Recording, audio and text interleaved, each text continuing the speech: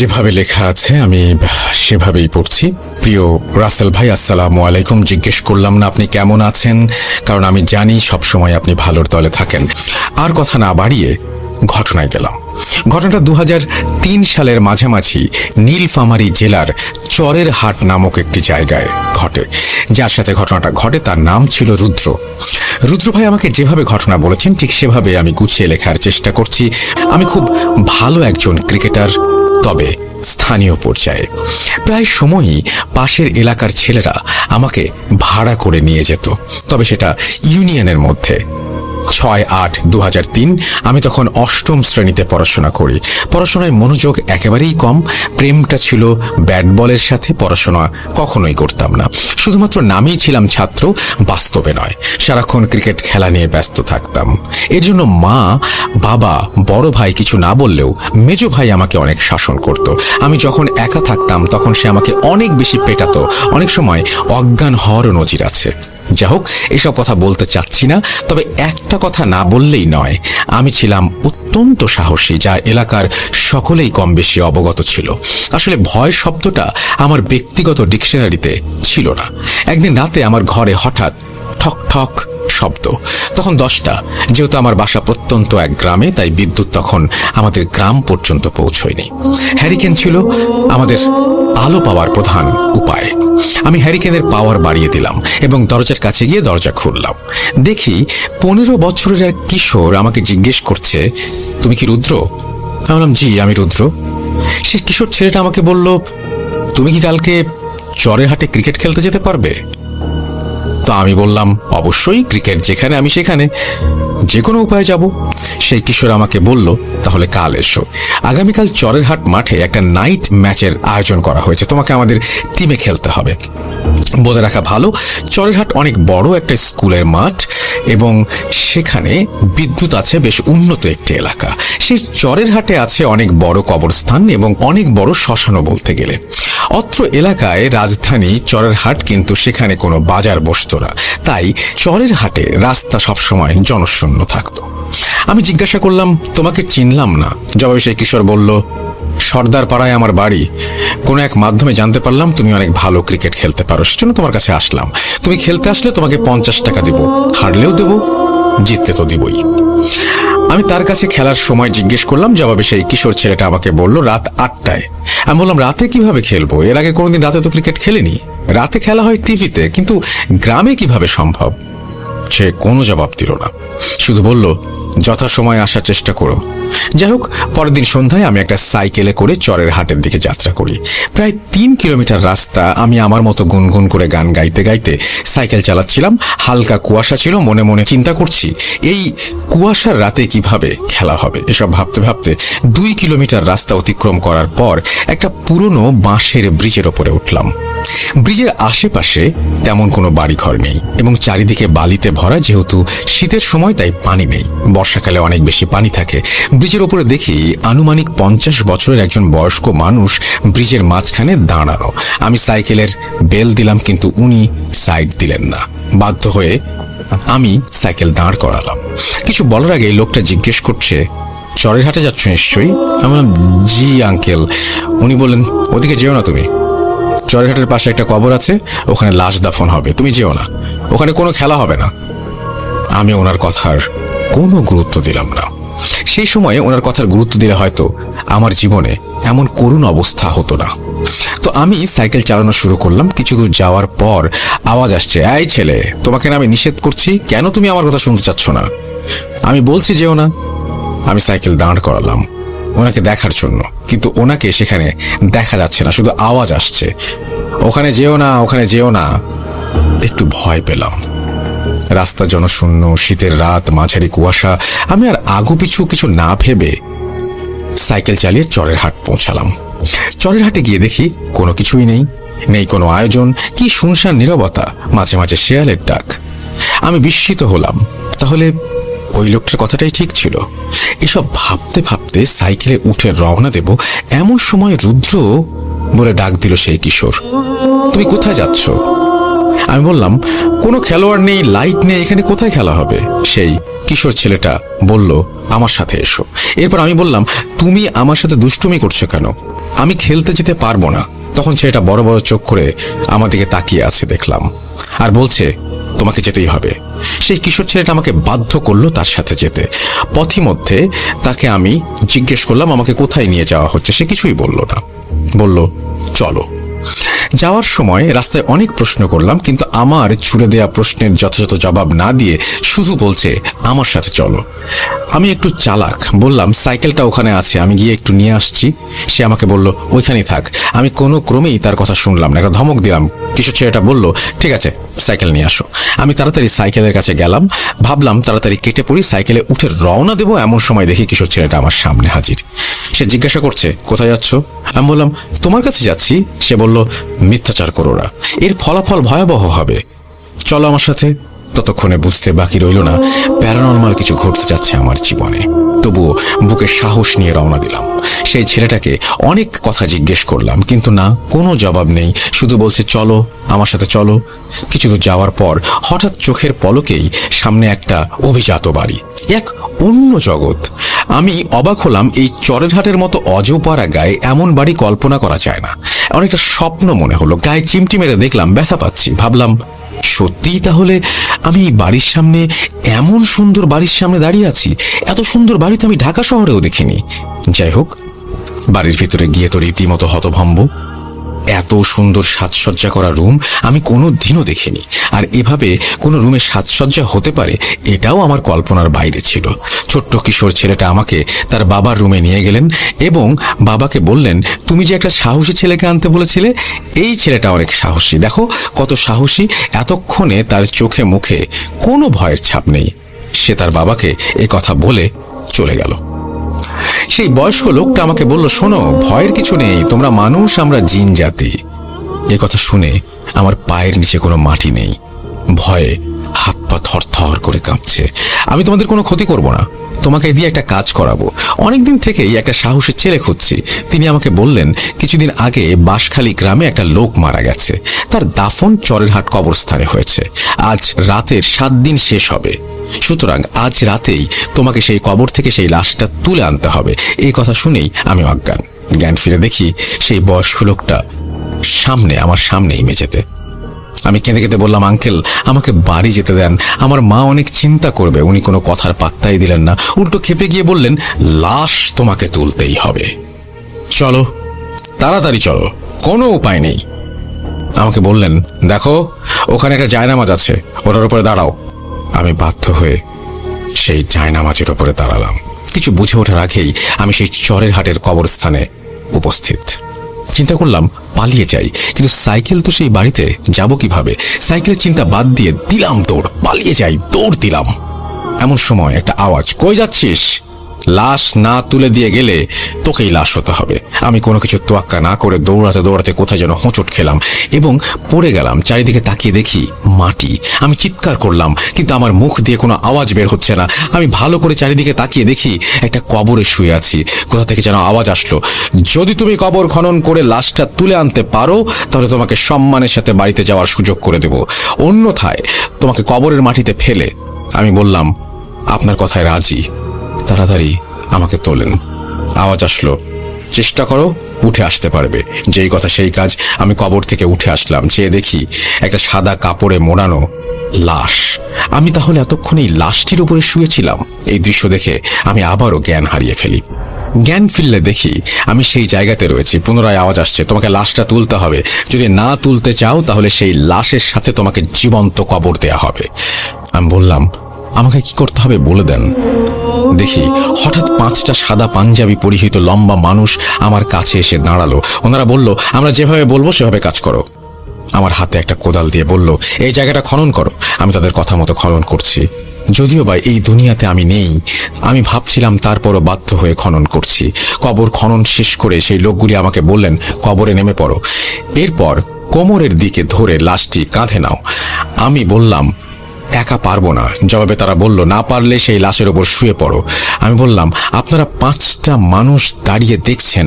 জবাবে ওনারা বলল, এই ছেলে, আমরা মানুষ হলে তোমাকে প্রয়োজন পড়তো না, যা বলছি তাড়াতাড়ি করো। কি আর করার, তাদের কথা মতো লাশের কোমর ধরে কাঁধে তুলে সেই মুহূর্তে লাশ থেকে অনেক সুন্দর ঘ্রাণ বের হচ্ছে এবং আমার কাছে মনে হচ্ছে সদ্য দাফন করা হয়তো কোনো লাশ, অথচ লাশটি 7 দিন আগে দাফন করা হয়েছে। যাই হোক, লাশটি কাঁধে নিয়ে উপরে উঠতেই দেখি লাশের কফিন নিয়ে কয়েকজন দাঁড়িয়ে আছেন এবং তারা বললেন, এই কফিনের উপর লাশটি রেখে দাও। আমি তাদের কথা মতো কাজ করলাম। এরপর দেখি অনেক সাদা পাঞ্জাবি এবং টুপি পরিহিত অনেকগুলো মানুষ সারিবদ্ধ হয়ে দাঁড়িয়ে আছে নামাজের কাতারের মতো করে। 4 জন মানুষ লাশের কফিন কাঁধে নিয়ে অন্য এক জায়গায় নিয়ে জানাজা পড়ানোর জন্য রেখে দিল। জানাজা শুরুর সময়ে অনেকেই বক্তব্য দিলেন, কিন্তু সেটা আরবি ভাষায়, এই জন্য আমি কিছু বুঝতে পারলাম না। বক্তব্য শেষে জানাজা ইমামতি করলো সেই ছেলের বাবা। এই মুহূর্তে আমার কোনো ভয় ছিল না, কারণ চারিদিকে অনেক মানুষ, যদিও বা তারা সকলেই জিন, তবু আল্লাহ হয়তো ওনার গায়েবী মদত দিয়ে আমার ভয় কাটিয়ে দিয়েছেন। জানাজা শেষ হলে পুনরায় আমাকে লাশটা কবরে রাখতে বললেন। আমি কষ্ট করে লাশটা কবরে রেখে দিলাম। কোনো সাহায্য করলো না কেউ। এর মধ্যে একজন বলল, বাবা, আমাদের ক্ষমতা নেই মানব জাতির কোনো মৃত ব্যক্তির গায়ে হাত দেওয়ার। আমি একাই লাশটি কবরে রেখে দিলাম। আমার চারপাশে অসংখ্য মানুষ দোয়া কালাম পড়ছে, কিন্তু তাদের হাত দিয়ে কোনো কাজ করছে না। তবে সেই মুহূর্তের কথা ভাবলে মনে হয় কোনো এক অদৃশ্য শক্তি আমাকে সাহায্য করেছে। না হলে সেই একাই একটা লাশ কবর থেকে তুলে পুনরায় সেটা কবরে স্থাপন করা আমার পক্ষে সম্ভব ছিল না।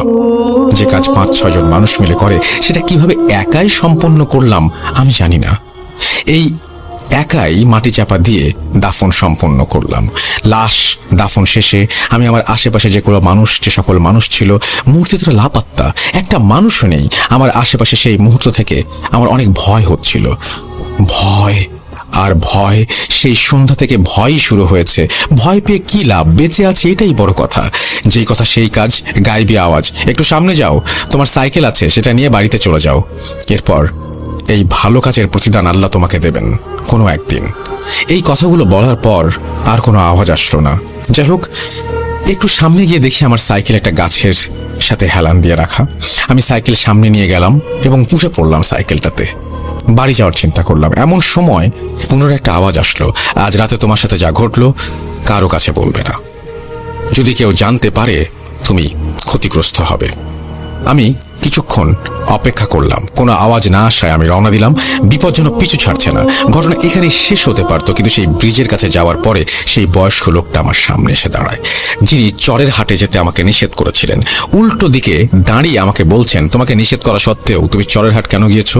আমি বললাম, ভুল হয়েছে, বুঝতে পারিনি। উনি আমাকে বললেন, তোমার কোনো ক্ষমা নেই, আজ তোমার শেষ রাত। একথা বলেই মুহূর্তে তার আকৃতি পরিবর্তন করে সেই মুহূর্তে সেই বয়স্ক লোকটা মাথা ছিল না এবং চোখ দুটো বুকের ওপর এবং হাত ছিল একটা পা।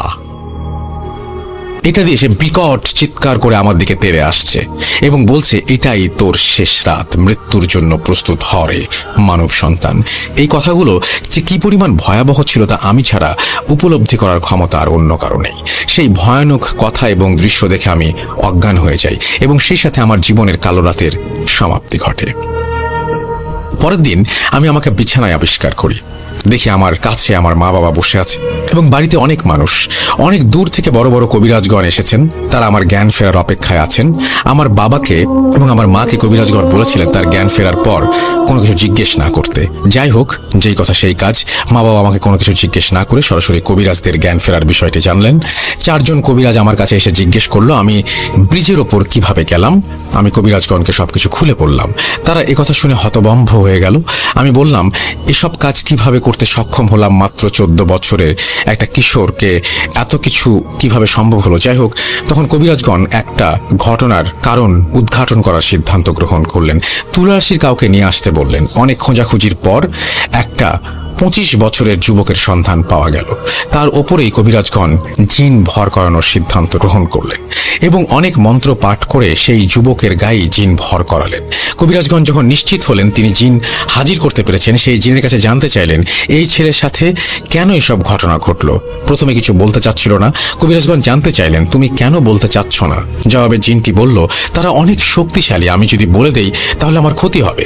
ঠিক তখনই কবিরাজের কাছে থাকা মোটা লাঠি দিয়ে বেধড়ক তাকে পেটানো শুরু করলো এবং বোতলে ভরে রাখার হুমকি দিলে তখন সেই জিন সব বলতে রাজি হয়। সেই জিন বললেন, 7 দিন আগে বাঁশখালী নামক একটা এলাকায় একজন লোক মৃত্যুবরণ করেছিলেন। সে ছিল খুব পরহেজগার এবং ভালো মানুষ। আর ওনার জানাজায় ইমাম সাহেব ভুল করেছিলেন বিধায় জিনরা সিদ্ধান্ত নেয় আবার জানাজা পড়ানোর। কিন্তু একটা বিপত্তি, জিনেরা কখনো কবর থেকে লাশ তুলতে পারে না। তাই একজন সাহসী মানুষ খুঁজছিল, অনেক খোঁজাখুঁজির পর রুদ্রকে পায় এবং অনেক কৌশলে তাকে চরেরহাট কবরস্থানে নিয়ে যেতে সক্ষম হয়। তবে যারা রুদ্রকে ব্যবহার করেছে তারা রুদ্রর কোনো ক্ষতি করেনি। একটা খারাপ জিন, যিনি চাচ্ছিলেন পুনরায় সেই লাশের জানাজা না হোক এবং এই জন্যই রুদ্রকে মারতে চেয়েছিল, সেই জিনগুলো এসে তাকে রক্ষা করে এবং সকাল পর্যন্ত তারা পাহারা দেয় এবং রুদ্র আজ বেঁচে আছে, অন্যথায় সেদিনই তাকে মরে যেতে হতো। ওদের কারণেই বেঁচে আছে। যাই হোক, এরপর কবিরাজগণ সেই যুবকের শরীর থেকে জিন নামিয়ে নেয়। পরবর্তী সময়ে আমাকে কিছু তাবিজ দেয় এবং আস্তে আস্তে আমি স্বাভাবিক হই। সম্মানিত লিসেনার্স, ঘটনাটা আমার সাথে ঘটেনি, রুদ্র নামক এক ব্যক্তির সাথে ঘটে যাওয়া ঘটনা। তিনি আমাকে যেভাবে বলেছেন আমি সেভাবে টাইপ করে, যেভাবে লেখা আছে আমি সেভাবেই পড়ছি। আমার নাম সুজয়া, দিল্লি থেকে। আমি আমার চরম বাস্তব কিছু ঘটনা, অর্থাৎ ভৌতিক ঘটনা শেয়ার করব বলেছিলাম। ধন্যবাদ সবাইকে আমাকে সমর্থন করার জন্য। আশা করি আপনারা এত ভৌতিক বাস্তব ঘটনা কখনো শোনেননি।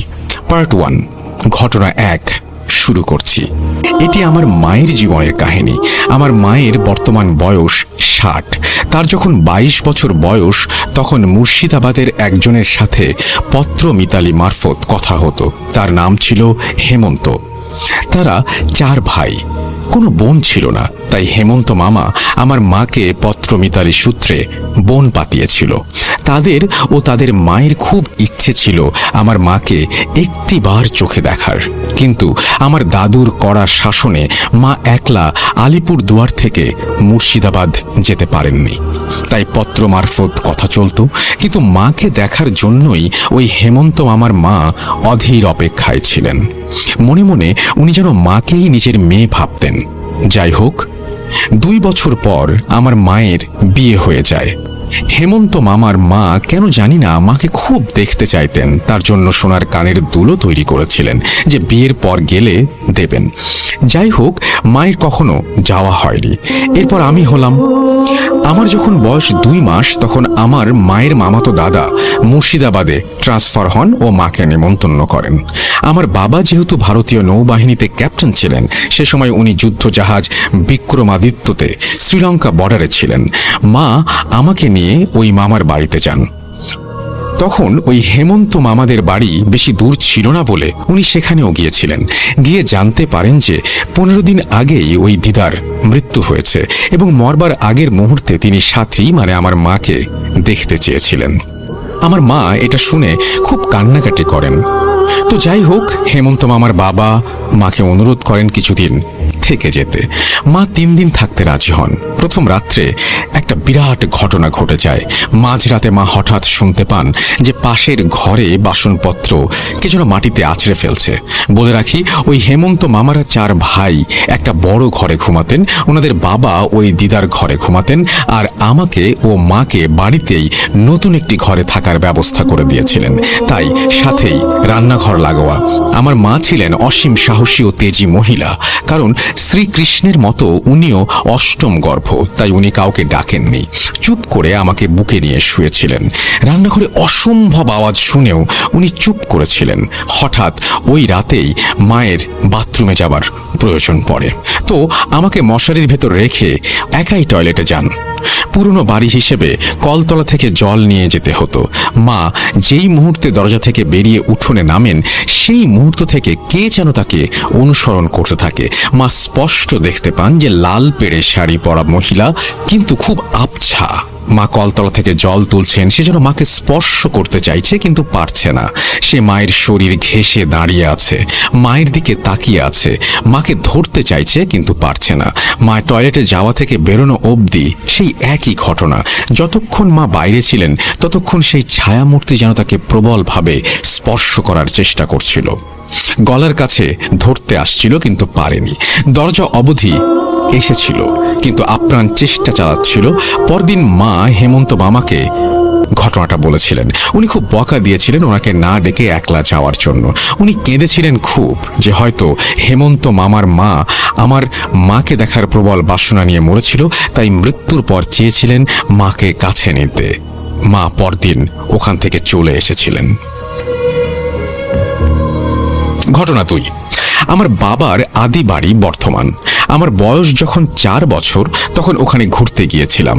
তো আমাদের বাড়ি ছিল অনেক বড় বড়, উঠোনের এপার ওপার ঘর, পিছনের খালি জমি। তবে শুনেছি ওই জমিতে নবাব আমলে অনেক শিশুদের কবর দেয়া হতো। যাই হোক, আমি আর আমার মা রাত্রে ঘুমিয়েছিলাম লাগোয়া ছোট ঘরে। আমার জন্য দুধ রাখা ছিল পাম্প স্টোভের ওপর। আমাদের এই ঘরটায় জানালা ছিল একটা, সেটা বন্ধ ছিল, আর ছিল একটা খুব ছোট ভেন্টিলেটর, যেটা দিয়ে একটা কবুতর ঠিকভাবে যেতে পারবে না। যাই হোক, রাতের বেলা আমি বাথরুমে যাব বলে মাকে ডাকি। মা উঠোনের ওপারে বাথরুমে গিয়ে আমাকে বারান্দার কোণে বসতে বলেন। ওনার পেছনটা ছিল ঘরের দিকে। হঠাৎ উনি শুনতে পান একটা ভীষণ রকমের শোঁ শোঁ আওয়াজ, যেন কেউ বিষাক্তভাবে কিছু চাটছে। মা এক মুহূর্তে ঘুরে তাকিয়ে দেখেন যে একটা ভয়ানক কালো লোমশ কেউ দাঁড়িয়ে দুধের বাটির সামনে। মা তাকাতেই সেও জ্বলন্ত আগুনের মতো লাল চোখে তাকিয়েছিল। মা আমাকে তাড়াতাড়ি কোলে নিয়ে ঘরে এক পা ফেলতেই সে সেকেন্ডেরও কম সময়ে একটা লাফ মেরে যেন উড়ে ওই ছোট্ট ভেন্টিলেটর দিয়ে বেরিয়ে গেল।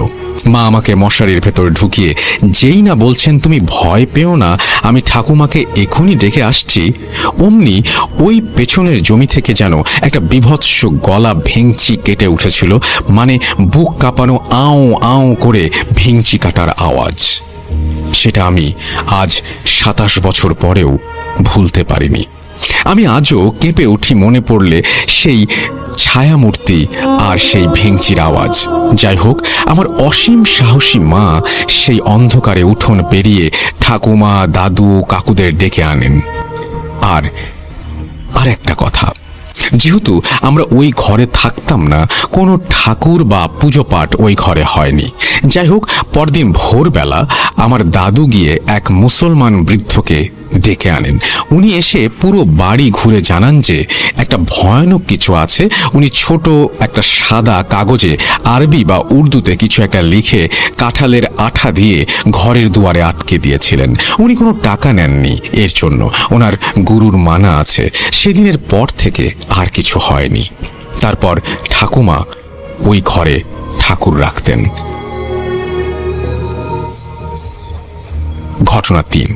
আমি তখন আমার মায়ের গর্ভে, 7 মাস গর্ভ মায়ের। আমার বাবা যেহেতু ভারতীয় নৌবাহিনীর ক্যাপ্টেন ছিলেন, তাই বেশিরভাগ সময় তিনি যুদ্ধ জাহাজে থাকতেন। মা কোয়ার্টারে একাই থাকতেন। আমি আগেই বলেছি, আমার মা যেহেতু শ্রীকৃষ্ণের মতো অষ্টম গর্ভজাত, তাই উনি অসীম সাহসী, তেজি ও কিছু বিশেষ ক্ষমতার অধিকারী। তো উনি সে সময় বিশাখাপট্টনমে কোয়ার্টারে একাই ছিলেন। এই কোয়ার্টারটা একটু তাড়াহুড়ো করে নেওয়া হয়েছিল। বাবার ট্রান্সফার হয়েছিল, আর পরদিনই যুদ্ধ জাহাজ বিক্রমাদিত্যতে বাবা চলে যান মিয়ানমারের উপকূলে। মা একলা ছিলেন ওই কোয়ার্টারে। খুব গরম ওখানে। মা কোয়ার্টারে ঢোকার সময় লক্ষ্য করেন যে গোটা ঘরটা বেশ কালো, মানে দেয়ালগুলো ধোঁয়া জ্বলা কালো মতো। কিন্তু মা কাউকে কোনো কিছু বলতে পারেননি, কারণ ওটা ছিল 7 তলায়, আর ওই ফ্লোরে 2জন সাউথ ইন্ডিয়ান ব্যাচেলর ছাড়া আর কেউ থাকতো না। তো মা তাই জানতে পারেননি। বিকালের পর থেকে কেমন একটা লাগতে থাকে মায়ের। মনে হয় ঘরটা যেন ধোঁয়া ধোঁয়া লাগছে। সন্ধেবেলা ক্যান্টিন থেকে বয় এসে খাবার দিয়ে চলে যায়। মা সমুদ্রের দিকে জানালার সামনে একটা আরাম কেদারায় বসেছিলেন। যত সন্ধ্যা বাড়তে থাকে মনে হয় ঘরটা যেন ধোঁয়ায় ঢেকে যাচ্ছে। মা যতবারই চোখ বন্ধ করার চেষ্টা করেন, ততবারই মনে হয় কে যেন পায়চারি করছে ঘরে। ওই সময় মায়ের অ্যাডভান্স প্রেগন্যান্সি। মায়ের শরীর ভীষণ অস্থির লাগতে শুরু করে। মনে হয় চুরির শব্দ, কারো হালকা অস্থির পায়ের পায়চারি। চোখ বন্ধ করলেই মায়ের মনে হচ্ছে কেউ যেন তার পাশে এসে দাঁড়িয়েছে, মায়ের দিকে ঝুঁকে পড়ছে, মাকে ধরতে আসছে। মা ঘামতে শুরু করেন। ওনার গায়ে কেউ স্পর্শ করতে পারছে না, কিন্তু চেষ্টা করছে। মা খেতেও পারলেন না। সারা ঘরে সেই দপদপানি, আওয়াজ হচ্ছে ঝুপঝাপ। মা এই করে করে সারা রাত চোখ খুলেই রাখলেন। না খেতে পারলেন, না পারলেন ঘুমাতে। সারা রাত তার ঘরে তাণ্ডব আওয়াজ হলো, দাপাদাপি হলো। মাকে ধরার চেষ্টা হলো, কিন্তু ব্যর্থ হলো। ভোরের আলো ফুটতেই মা কোনো মতে চোখ খুলে জল দিয়ে ওই অবস্থাতেই বেরিয়ে পড়লেন বাবার অফিসে। পৌঁছেও গেলেন। ওখানে মাকে দেখে সবাই দৌড়ে এলো, মাকে সুস্থ করা হলো। ওইখানেই মা জানতে পারলেন যে গত 1 মাস আগে ওই কোয়ার্টারে একজন সাউথ ইন্ডিয়ান নেভি অফিসারের বউ প্রেগনেন্ট অবস্থায় গায়ে আগুন লাগিয়ে সুইসাইড করেছিল। ওই কোয়ার্টারে তারপর তালা লাগানো ছিল। বাবা তাড়াহুড়ো করে ওটাই নিয়েছিল। পরে বাবা ক্ষমা চেয়েছিল, কিন্তু মায়ের শরীরও মনের দিক থেকে বিরাট একটা ঝড় বয়ে গিয়েছিল সেই রাত্রে। সেই দিনই মাকে অন্য কোয়ার্টারে নিয়ে যাওয়া হয়েছিল। ঘটনা 4। আমার তখন 5 বছর বয়স। আমি মায়ের সাথে মামাবাড়ি আলিপুরদুয়ার গিয়েছিলাম। তো ওখানে মায়ের পিস্তুত দাদার বাড়িতে নেমন্তন্ন ছিল। মামা বাড়ি ওই বাড়িটা থেকে হেঁটে 10 মিনিট। তার মাঝখানে একটা খোলা ছোট জায়গা। শুনেছি ওইখানে নাকি রাজনৈতিক দাঙ্গার সময় অনেক খুন হয়েছিল এবং পাড়ার একজন দিদা মেয়ের ওপর রাগ করে গায়ে আগুন দিয়ে জ্বলতে জ্বলতে ওই খোলা জায়গায় এসে মরেছিল। তো যাই হোক, ওই পিস্তুত মামার বাড়ি থেকে খেয়ে সেই মামা মামি আমাদের এগিয়ে দিতে এসেছিলেন মামা বাড়ি অবধি। তখন রাত 11টা, খুব নির্জন রাস্তা। কিন্তু যেই ওই খোলা জায়গাটার কাছাকাছি আসলাম আমি বলে বোঝাতে পারবো না কি বিভৎস আর্তনাদ মেশানো শব্দ হচ্ছিল। আমার স্মৃতিশক্তি খুব প্রবল। 2 বছর বয়সের কথা মনে আছে। সেই আওয়াজটা আমার কানে এখনো বাঁধে। বলে বোঝাতে পারবো না। যাই হোক, ওই আওয়াজটা শুনে মামা মামি তক্ষুনি আমাদের নিয়ে অন্য দূরের রাস্তা ধরে মামা বাড়িতে পৌঁছে দিয়ে যান। ঘটনা 5। আমার সেজো মামা রাতে অফিস থেকে বাড়ি ফিরতেন। উনি হাসিমারায় ছিলেন। উনি রোজ প্রায় 11টা নাগাদ রিকশায় করে ফিরতেন। এরকমই এক বিশেষ তিথির দিনে উনি ফিরছেন, হঠাৎ ওনার রিকশা আটকে যায়। কিছুতেই সামনে এগোতে পারছে না, কে যেন টেনে রেখেছে, চেপে রেখেছে। তখন হঠাৎই ওই রিকশাওয়ালা কাকু নেমে গলাতে একটা মাদুলি খুলে সামনের দিকে বাড়িয়ে দিয়ে আবার চলতে শুরু করেন এবং রিকশা চলতে থাকে। পরে মামা জানতে পারেন পরদিন নাকি রিকশা কাকুটা দেখেন যে তার মাদুলির ভেতরে একটা জিনিস নেই, যেটা ওনার গুরু দিয়েছিলেন। ঘটনা 6। আমার মায়ের পিস্তুত এক দাদা বউ পছন্দ না হওয়াতে গায়ে আগুন দিয়েছিলেন। সেই দাদাদের বাড়ি থেকে আমার মামা বাড়ি হেঁটে 20 মিনিট। যেই রাত্রে উনি গায়ে আগুন দেন সেই সময় উনি কিছুটা বাঁচতে চাইছিলেন, কিন্তু পারেননি। সেই রাত থেকে আমার দাদু বাড়ির ছাদে ভয়ানক আওয়াজ শুরু হয়, মনে হয় ভূমিকম্প হচ্ছে। আমার দাদু দিদা ওই মামার খুব প্রিয় ছিলেন। সেই রাত থেকে আমার দাদুর বাড়িতে প্রতি রাতে ছাদে বিকট আওয়াজ শুরু হয়, মনে হয় ছাদ ভেঙে পড়ছে। রাতে উঠোনে মনে হয় কে যেন দৌড়াচ্ছে। এভাবে 5 দিন চলার পর দাদু ওই পিসি দিদাকে ডেকে পাঠান এবং গায়ায় যান পিণ্ডিদান করতে। তখন গায়ায় মূল প্রেত গৃহে পিণ্ডিদান হতো। পিসি দিদা নাকি যখন ওই প্রেত গৃহের জানালা দিয়ে পিণ্ডিটা বাড়িয়েছিলেন, তখন একটা কালো ভয়ঙ্কর একটা আবছা হাত এসে ছুঁ মেরে পিণ্ডিটা নিয়েছিল। সেই রাত থেকেই আমার দাদু বাড়িতে ওই তাণ্ডব বন্ধ হয়ে যায়। ঘটনা 7। আমার আরেক পিস্তুত মামার আংশিক খুন হয়েছিল। মানে ভরা বাজারে এক গুন্ডা ওনার পায়ের মূল শিরা কেটে দিয়েছিল। ডাক্তাররা বলে দিয়েছিলেন উনি 6 মাস অবধি বাঁচবেন পঙ্গু হয়ে। উনি দেখতে খুব সুন্দর আর সমাজসেবী ছিলেন। এই ঘটনার পর বাড়ির সবার খুব মন খারাপ হয়ে যায়। মাসের মাথায় হঠাৎ ওনার দাদার বিয়ে ঠিক হয়। উনি বিছানাতে শুয়েই কাঁদতে কাঁদতে বলেন যে ওনার তো বিয়ে হতে পারলো না, তাই যে দাদার বিয়ে হচ্ছে সেই বৌদিকে উনি সঙ্গে করে নিয়ে যাবেন। সবাই মৃত্যু পথযাত্রীর মজার কথা ভেবেছিল। তার 1 মাস পরে উনি মারা যান। 45 দিনের আতুর উঠিয়ে ওই মামার বিয়ে হয়। মামি হাই স্কুলের টিচার ছিলেন। তো বিয়ের 10 দিন পর মামি একদিন অন্ধকার কুয়োতলায় বাসন মানে চায়ের বাসন ধুতে যান। বাকিরা গল্প করছিল। হঠাৎ ওই মামিকে কে যেন বৌদি বলে ডাকে। মামি সাড়াও দেন। ঘরে ফিরে জানতে চান কে ডেকেছিল, কিন্তু সবাই বলেন যে কেউ ডাকেনি। তার পরদিন সকালে ওনাকে মৃত অবস্থায় পাওয়া যায়। সারা শরীরে বড় বড় ফোস্কা পড়েছিল। বিখ্যাত ডাক্তারও কিছু ধরতে পারেনি। পোস্টমর্টেমেও কিছু ধরা পড়েনি। ঘটনা 8। আমি তুলা রাশি ও বাংলায় মীন রাশি। প্রচুর দেবতার স্বপ্নে আমার জন্ম। আমার নজর ইত্যাদি খুব তাড়াতাড়ি লাগে। অনিয়ম, নোংরা বা অস্পৃশ্য কিছু সহ্য হয় না। আমি একবার এক মাসির বাড়িতে ঘুরতে গিয়েছিলাম। মা আর বাকিরা গল্প করছিল। আমি একটা অন্ধকার কলতলায় হাত ধুতে চাই। হঠাৎ কেউ যেন স্পষ্ট আমার নাম ধরে ডাকে। আমার আশেপাশে কেউ দাঁড়িয়ে আছে 3 বার, কিন্তু আমি ঘুরে তাকালেও সাড়া দেইনি। ঘরে ফিরে জানতে চাই কে ডেকেছিল। মা তখনই কিছু বুঝে যান ও আমাকে জড়িয়ে ধরেন। পরে জানতে পারি ওই মাসির শাশুড়ি একবার আমায় দেখতে চেয়েছিলেন, কিন্তু উনি হঠাৎ মারা যান। আমরা চেন্নাইতে ছিলাম তখন। ঘটনা 9। চেন্নাইতে আমি আমার মেজ মামার বাড়ি কিছুদিন ছিলাম ছুটিতে। আমার বয়স তখন 7। সেখানে সবার অনেক বড় বড় ছড়ানো উঠোন গাছ ভরা ছিল। আমার মামার বাড়ির পাশের বাড়ির সাথে তার পাশের বাড়ির লোকেরা কি নিয়ে যেন প্রকাণ্ড ঝগড়া। সাউথের সবাই আর আমিও উঠোনে দাঁড়িয়ে ঝগড়া শুনছি। একটু ভিড় হয়েছিল, হঠাৎ দেখি একটু দূরে একটা ছোট পেয়ারা গাছের নিচে কে যেন দাঁড়িয়ে আছে চুপচাপ। বেশ লম্বা, রোগা, কিন্তু যুবক মতো। সাদা ধুতি গোটা গায়ের শরীরে জড়ানো। সে সামনে আসছেও না, নড়ছেও না। আমি ঝগড়া ফেলে ওই দিকেই তাকিয়ে আছি। হঠাৎ মনে হলো সে যেন আমার দিকেই তাকিয়ে আছে, কারণ বডির দিকটা পরিবর্তন হয়েছে, কিন্তু বোঝা যাচ্ছে না। আমি প্রায় 10-15 মিনিট তাকিয়ে রইলাম। স্পষ্ট দেখলাম সেও যেন তাকিয়েছে। ধীরে ধীরে ঝগড়া কমলো, ভিড় কমলো, কিন্তু শেষ সরল না। বেপরোয়া হয়ে উঠলাম আমি। মামাদের চোখ এড়িয়ে ওদিকে এগোলাম, কিন্তু আমি যতই এগোই দেখি সে যেন অস্থির হয়ে সরে যাচ্ছে, কিন্তু ভেসে ভেসে। আমি যতই এগোই সে যেন ভয় পেয়ে ভেসে ভেসে সরে যায়। আমি গাছতলাটা ছাড়িয়ে গেলাম, দেখি সেও পেছনের একটা খোলা জমিতে সরে যাচ্ছে। আমি প্রাচীরের সামনে দাঁড়ালাম, সেও জমির অনেকটা দূরে সরল, কিন্তু মনে হলো সে অস্থির, কিছু একটা বাধা পেয়েছে। হঠাৎ পেছন থেকে মামা ডাকছে। আমি মামাকে বললাম, কিন্তু মামা বলল না কিছু, বকলো আমাকে। আমি আজও জানতে পারিনি কে বা কি ছিল সেটা। ঘটনা 9। আমি একবার বর্ধমানে আমার পৈতৃক বাড়িতে ঘুরতে গিয়েছিলাম বড় হয়ে। তখন আমার 9 বছর বয়স। এক পিসির বাড়ির পেছনের বারান্দায় দাঁড়িয়েছিলাম। আমি আসলে অন্ধকারটা একটু পছন্দ করি, এটা আমার জিনগত।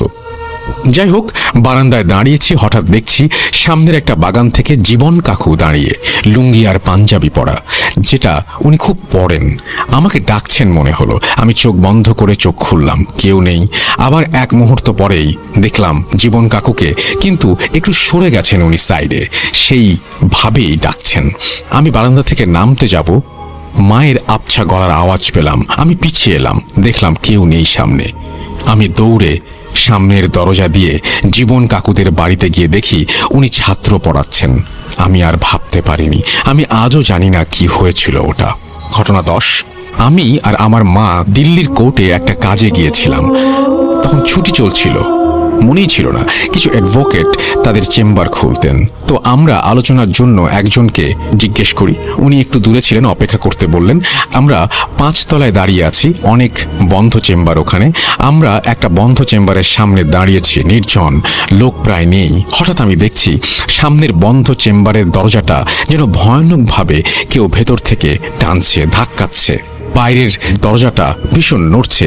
মাকে দেখালাম, উনি এগিয়ে গেলেন। কিছুক্ষণ চুপচাপ দরজাটা দেখে আবার সেই রকম শুরু হলো, যেন প্রবল বেগে কেউ ধাক্কাচ্ছে, টানছে। মা হঠাৎ দরজার ওপর হাত রেখে তালাটা ধরলেন, যেন মনে হলো কেউ বাধা পেল।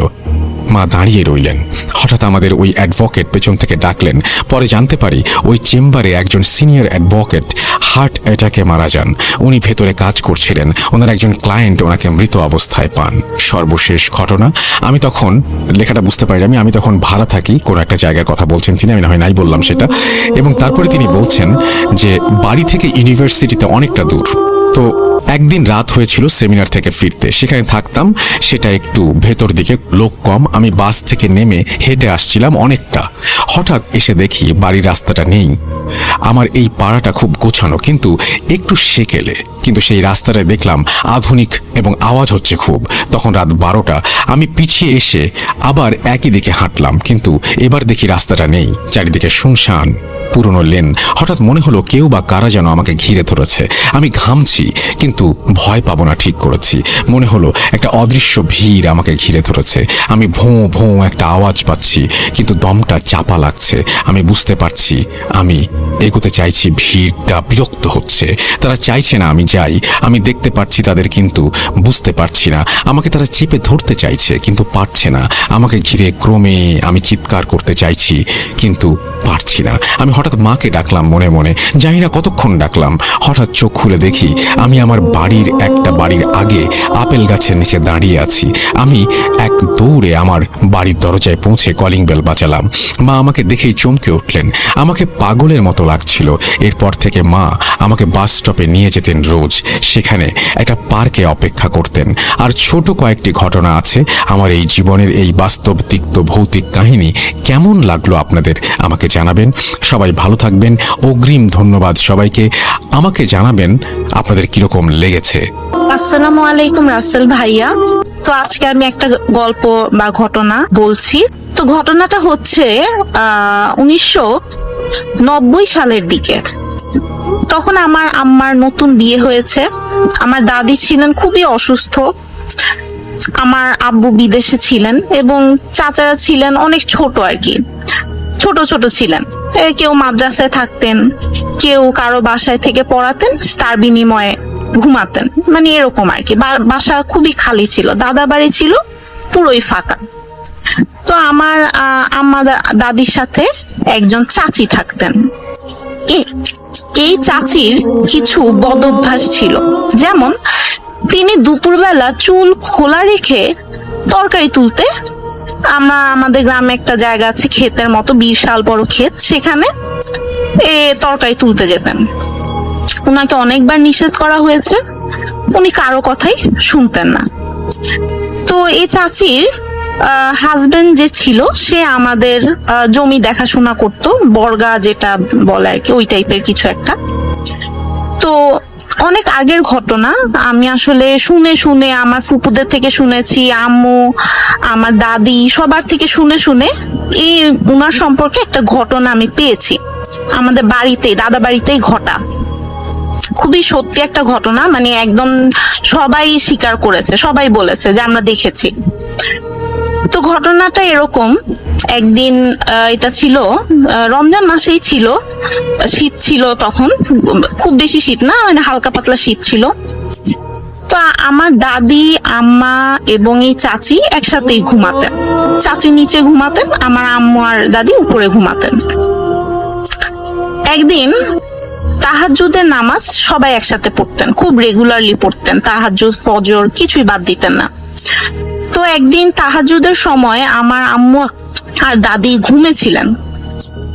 এই চাচির কি মনে হলো, উনি কিন্তু এই কাজ কখনো করতেন না, কিন্তু সেদিন কি হয়েছিল কে জানে, উনি তাহাজ্জুদের সময় একাই উঠলেন।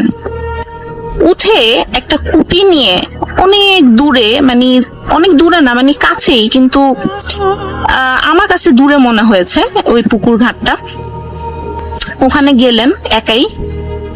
গিয়ে উনি ওযু করছেন, তাহাজ্জুদের নামাজ পড়বেন, ওযু করছেন।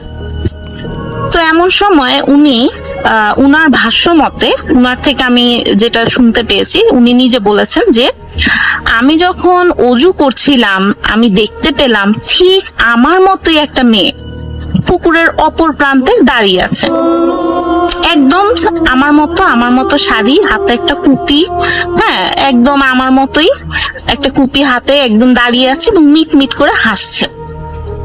তো উনি তাকিয়ে আছেন। উনি বললেন যে আমি দীর্ঘ সময় তাকিয়েছিলাম, আমার মনে হয়েছিল, মানে উনি তো গ্রাম্য ভাষায় বলেছেন, ভাষাটা আসলে যেটা দাঁড়ায় সেটা হচ্ছে যে উনি মন্ত্রমুগ্ধের মতো তাকিয়েছিলেন, উনার সময়ের কোনো হিসাব ছিল না। এভাবে তাকিয়ে থাকার পর আমার ওই যে চাচি, উনার নাম ছিল তহুরা চাচি, কিছুক্ষণ তাকিয়ে থাকার পরে উনার মানে উনি আর একটা তন্দ্রা ভেঙে গেল আর কি। উনি মানে তাকালেন আবার ঠিক করে, এবার উনি দেখতে পেলেন যে আসলে ওটা কোনো মহিলা না, ওটা মনে হচ্ছে যে মানে কিছু বোঝা যাচ্ছে না, মনে হচ্ছে কিছু একটা দাঁড়িয়ে আছে, ওটা একটা হাত পা, উনি মানে মনে হচ্ছে কি পুরো শরীরটা একসাথে পরিবর্তন হচ্ছে, এরকম কিছু একটা মনে হচ্ছে যে খুব, মানে উনি বুঝিয়ে বলতে পারেন না। মানে উনি বললেন যে উনার কাছে মনে হলো জিনিসটা মানে চেঞ্জ হচ্ছে, উনি বুঝতে পারছেন না, একটা অন্ধকার কিছুতে পরিণত হলো এবং উনাকে ডাকছে, হাত দিয়ে ডাকছে। তারপর উনি তো মানে স্তম্ভিত হয়ে গেলেন। তারপরে উনার কাছে মনে হলো, উনার কথা শুনে যা বুঝলাম, ওনার কাছে মনে হলো যে উনি হাওয়ায় ভর করে সেই জিনিসটার দিকে এগিয়ে গেলেন। এরপর উনার কিছুই মনে নেই। আচ্ছা, এবার আমার দাদি আর আমার আম্মা যেটা বলেন যে উনারা তো একটা সময় মানে ঘুম থেকে উঠলেন, উঠে উনারা দেখলেন তহুরা চাচি নেই। উনারা ভাবলাম হয়তো বাইরে গেছে, আচ্ছা যেতেই পারে, হয়তো ওয়াশরুমে গেছে, হ্যাঁ সকালবেলার কোনো কাজকর্মের জন্য গিয়েছে। ওনারা উঠলেন, ওনারা উঠে অজু করতে যাবেন, এমন সময় এমন একটা হাওয়া বইলো, এমন একটা ঝড় হলো, গাছে গাছে বাড়ি খাচ্ছে। আমার দাদা বাড়ি আমি বলিনি, আমার দাদা বাড়ির পুরো পাশে পাশে পুরোটাই জঙ্গল। এখন একটু হলেও কমেছে, কিন্তু আমার আম্মার যখন বিয়ে হয় তখন পুরোই জঙ্গল ছিল, প্রচন্ড ভয়ঙ্কর একটা পরিবেশ ছিল। এবং অজু দোয়া ছাড়া আমার আম্মা ঘর থেকে বেরই হতেন না। যাই হোক, তো প্রচন্ড ঝড় হচ্ছে, মনে হচ্ছে ঘরের ছাদের উপর ঠাস ঠাস করে মনে হচ্ছে যে তাল পড়ছে না ইট পড়ছে, কিছুই বোঝা যাচ্ছে না, প্রচন্ড শব্দ। এবং মানে আমার দাদি আম্মু ঘর থেকে বেরিয়ে হতে পারলেন না। যাই হোক, ওনার ঘরে কিছু তোলা পানি ছিল, ওটা দিয়ে কোনো মতো উজু করে তাহাজ্জুদ সারলেন। ফজরের আজান দিল, ওনারা আজান পরে নামাজ পড়লেন। এরপরে মনে হলো কিছুটা শব্দ কমেছে, ঝড় কমেছে। উনারা ধীরে ধীরে ঘর থেকে বের হলেন। ঘর থেকে বের হওয়ার পরে এখন উনারা মানে খুঁজছেন যে চাচি কই, কোথাও পাচ্ছেন না। তো এদিক সেদিক ঘুরতে ঘুরতে তো আশেপাশে হঠাৎ একটা রব উঠলো যে পূব পাড়ার গড়ের থেকে প্রচন্ড শব্দ হচ্ছে, ধস্তাধস্তির শব্দ, চিৎকার গুনগানির শব্দ হচ্ছে, মানুষ এগিয়ে গেছে ওখানকার মানুষজন। হ্যাঁ, আর পুপাড়া হচ্ছে আমাদের ওই দাদা বাড়ি থেকে একটু দূরে এবং এখন হচ্ছে এটাকে বঙ্গার বাড়ি বলা হয়। যে গড় যে জঙ্গলটার মধ্যে ছিল ওইটাকে আমরা এখন বঙ্গার বাড়ি বলি। তো ওই বঙ্গার বাড়ি ওখানে সব গেল, প্রতিবেশীরা গেল। মানে বঙ্গার বাড়ি হচ্ছে পূব পাড়ার মধ্যে, আর বঙ্গার বাড়ির মধ্যে আবার একটা গড় আছে, খুব ভয়ঙ্কর গড় আর কি।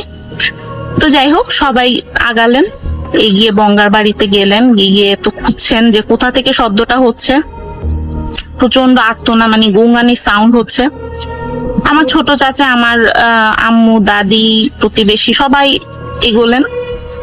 তো উনারা যেটা নাকি দূর থেকে দেখলেন যে মনে হচ্ছে একটা মানুষকে কেউ মানে একবার ঘরের মধ্যে ডুবাচ্ছে, একবার বের করছে, হ্যাঁ টেনে, চুল ধরে টেনে একবার ডুবাচ্ছে, একবার বের করছে দূর থেকে। ওনারা কিন্তু কাছে থেকে দেখেনি আর কি।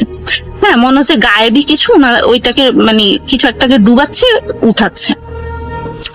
তো মহিলারা তো এগুলোই না, মানে ভয় পেয়ে গেল। যারা পুরুষ ছিল সন্ধ্যা মার্কা তারা এগোলেন। আমার ছোট চাচাও ছিলেন, ছোট চাচাও আমাকে এই ঘটনাটা কিছুটা বলেছিলেন। উনার যা মনে আছে যে উনার সবাই এগোলেন। তারপরে মানে উনারা যখন এগোচ্ছেন তখন ওই জিনিসটাকে ঝুপ করে ঘরের মধ্যে ফেলে দেওয়া হলো। তো উনারা সবাই এগোলেন, এগিয়ে ঘর থেকে যাই হোক যে জিনিসটা সেটাকে উদ্ধার করলেন, উঠালেন। উঠানোর পর যখন ওটাকে মানে এত কাদা ছিল, মানে প্রথমে তো ওনারা বুঝেনি নাই যে এটা কোনো মানুষ। হ্যাঁ, এত কাদা ছিল তহুরা চাচির সারা গায়ে, এত ভারী ছিলেন উনি। উনাকে অনেক কষ্ট করে উঠানো হয় এবং পানি দিয়ে ধোয়া হয়। ধোয়ার পরে বোঝা যায় যে ও আচ্ছা এমনি আমাদের তহুরা চাচি। তারপর তো উনি পুরোপুরি মরমরই ছিলেন। হ্যাঁ, পুরোপুরি প্রায় মরার অবস্থাই হয়েছিল। উনাকে উঠানো হয়, উনাকে হাত মালিশ, পা মালিশ, মানে যা যা করা যায় গরম করার জন্য, উষ্ণ করার জন্য চেষ্টা করা হলো। তারপর হুজুর এলো, কবিরাজ এলো, অনেক তদবির চললো। উনার আসলে দীর্ঘদিন তদবির চলেছে। এর মধ্যে বলে নিই একটা কথা, যে এই যে তহুরা চাচির সাথে এত ঘটনা ঘটলো, এ সময় কিন্তু উনি প্রেগনেন্ট ছিলেন, 3 মাসের প্রেগনেন্ট ছিলেন। এবং উনার কিন্তু এই যে বাচ্চাটা, এটা কিন্তু উনার নষ্ট হয়ে যাওয়ার কথা, কিন্তু বাচ্চাটা এখনো বেঁচে আছে। মানে সে তো এখন বড় হয়েছে, অনেক বড় হয়েছে, চাকরি বাকরি করে শুনেছি। তো সে কিন্তু মারা যায়নি, সে বেঁচে আছে।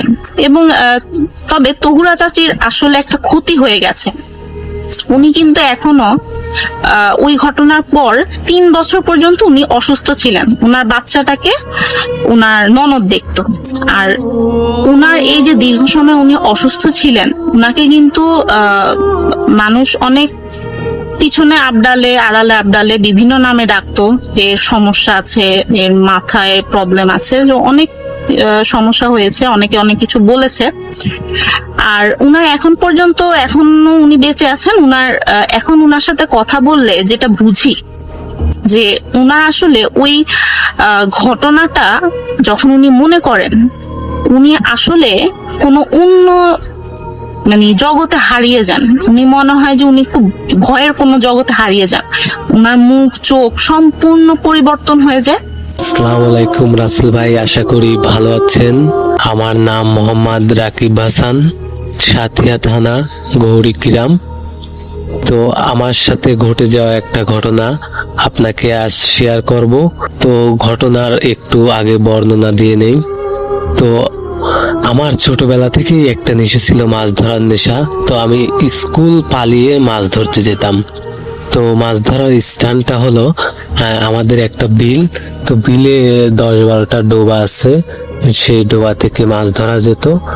তো ডোবাগুলো এমনকি স্যালো মেশিন দিয়ে ছেঁচে তারপরে মাছ ধরা যেত, অনেক মাছ পাওয়া যেত। তো আমি আমার ঘটনায় চলে যাচ্ছি। তো আমার বয়স যখন 15 থেকে 16 বছর, তো আমি ওই সময় মানে একদিন মাছ ধরতে যাই। মাছ ধরা যাওয়ার পরে তো আমি মাছ ধরি, সারাদিন মাছ ধরার পরে অনেক মাছ পাই। তারপরে বাড়ি চলে আসি।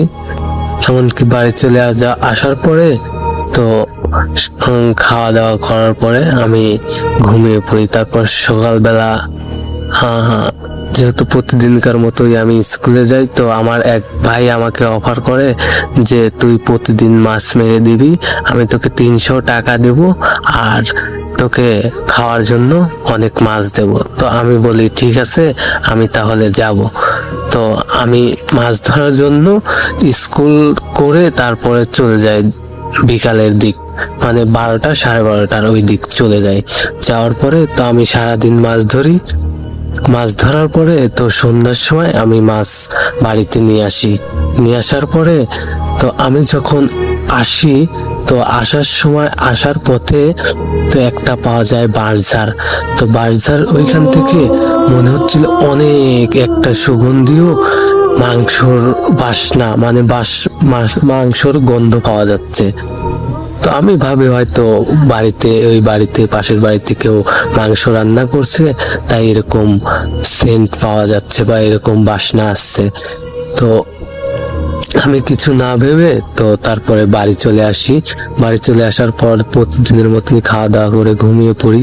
ঘুমিয়ে পড়ার পর তার পরের দিনও মাছ ধরার কথা ছিল। তো আমাকে সেই ভাইয়া বলে কি যে রাকিব, কাল তো পুষ্কুনি সেচতে হবে, তো তোকে রাতে এখানে থেকে তারপর মাছ ধরতে হবে। তো আমি বলি ঠিক আছে ভাই, তাহলে রাতে আমি থাকবো, রাতে থেকে তারপর মাছ ধরবো। যেহেতু আমার মাছ ধরার নেশা অনেক ছিল, তাই আমি কিছু না ভেবে মাছ ধরি। মাছ ধরার পরে তো আমরা রাতে 1-1:30 পর্যন্ত মাছ ধরার পরে ঘুমিয়ে পড়ি। ঘুমিয়ে পড়ার পর প্রথম দিন যাক ভালোই ছিল, বেশি একটা কিছু হয়নি। তারপরের দিন আমরা তো ওইভাবেই মাছ ধরি। রাত প্রায় 3টা পর্যন্ত মাছ ধরার পরে মাছ ধরার যে খাঁচা আছে আর কি, পাশের খাঁচা, আমাদের এই গ্রামের অঞ্চলে খাঁচা বলে, তো ওই খাঁচায় আমরা অনেক বড় বড় মাছ মানে পানিতে জিয়ে ধুই, মানে যাতে মাছটা না মারা যায়। তো জিয়ে ধোয়ার পরে মাছটা ভালো থাকে। তো আমরা যখন ঘুমিয়ে যাই সবাই, তো আমি একটা আওয়াজ শুনতে পাই, খটখট খটখট আওয়াজ, মানে কি যেন ভাঙছে সেরকম আওয়াজ। তো আমি মানে ভাবি যে হয়তো এখানে অনেক মাছ আছে, শিয়াল আসতে পারে। তো আমি ভাবি নেই যে হঠাৎ করে এরকম একটা অলৌকিক ঘটনা ঘটে যাবে আমার সাথে। তো আমি যথারীতি ভাবছি যে হয়তো শিয়াল আসছে, তাই আমি একটু লাইটটা জ্বালিয়ে আবার অফ করে দেই। তো যখন সবাই ঘুমিয়ে পড়ছিল তখন আমি ঘড়ির দিকে দেখি নাই কয়টা বাজে। তো আমি আবার ঘুমিয়ে পড়ি। ঘুমিয়ে পড়ার পর তারপরে সকালবেলা হয়ে যাওয়ার পরে তারপরে আমরা যে খাঁচায় মাছ রাখছিলাম, একদম বিশ্বাস করেন রাসেল ভাই, তো খাঁচার মুখ যেরকম আমরা বেঁধে রাখছিলাম একদম ওই রকমই আছে, কিন্তু খাঁচার মধ্যে একটাও মাছ নেই। আমরা যত মাছ রাখছিলাম একটাও মাছ নেই, শুধু মাছগুলোর মাথা আছে, শুধু কাটা মাথাগুলো আছে, তাছাড়া আর কিছুই নেই। তো আমরা ভাবি যে হয়তো কেউ এটা শয়তানি করে করছে বা আমাদের সাথে শত্রুতাই করে করছে, তো আমরা কিছু ভাবি না। আমরা যথারীতি মানে এটা নিয়ে আর মাথা ঘামাই না, যেহেতু ওইখানে অনেক অল্প মাছ ছিল, সেই জন্য আমরা কিছু ভাবি না।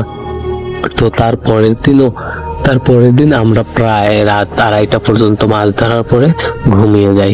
ঘুমিয়ে যাওয়ার পরে তো আবার রাত্রে একটা শব্দ শুনতে পাই, কর্মর শব্দ। তো আমি ভাবছি যে হয়তো শিয়াল আসছে, সেই জন্য এরকম শব্দ হচ্ছে।